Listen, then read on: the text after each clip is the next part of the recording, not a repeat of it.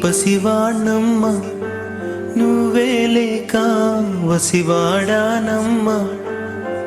మాటే లేకుండా నువ్వే మాయం కన్నీరవుతోంది ఎదలో గాయం అయ్యో వెళ్ళిపోయావే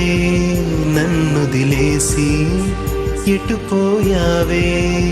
అమ్మా ఇకపైనే వినగలనా నీలాలి పాట నే పాడే జోలకు నువ్వు కన్నెత్తి చూసావు అంతే చాలంట అమ్మా